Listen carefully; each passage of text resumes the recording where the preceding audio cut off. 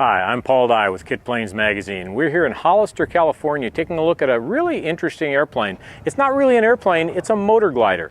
This is a Sonex motor glider. It comes out of the Sonex factory in Oshkosh, Wisconsin. And what you're going to find is it looks a lot like a Sonex. What we have here is a Sonex fuselage and a YX tail. But as we move on out, you're going to see that there's something unique about these wings. We're not to the wingtip yet.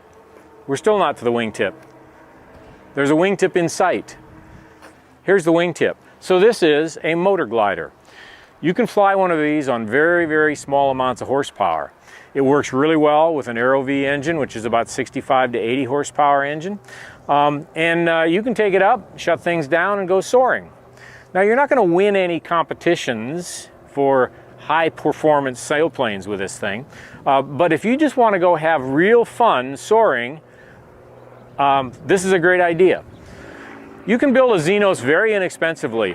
The entire kit with motor is less than $40,000. So you can finish it up very, very simply. It's the legendary inexpensive airplane that you can go have a lot of fun with. A few little things to tip it off that it's a glider. Total energy probe right here gives you very, very accurate rates of climb or rates of descent when you're looking for thermals. It's the Y tail that John Monette designed, so it's the V tail like you'd have on a Bonanza, plus a little teeny rudder down here, which helps with stopping the Dutch roll.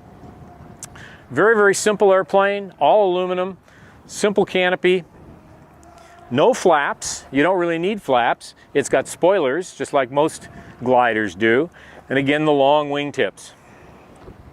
Now, what makes this particular one special and interesting, and the reason we're all the way out here in California, is because if you take a look at this cowling, you're going to notice something very, very unique and interesting.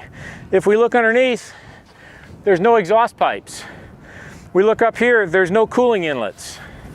This does not have an Aero V engine, and it doesn't have any kind of an internal combustion engine. This is an electric motor glider.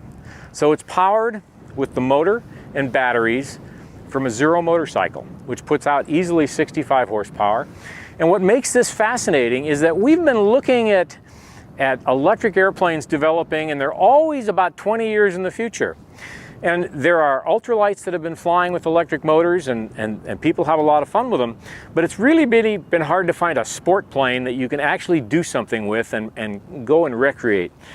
This is the first airplane we've seen that you can put two people in at gross weight and go fly for an hour or more on a battery charge. And the reason that works is because it's a glider.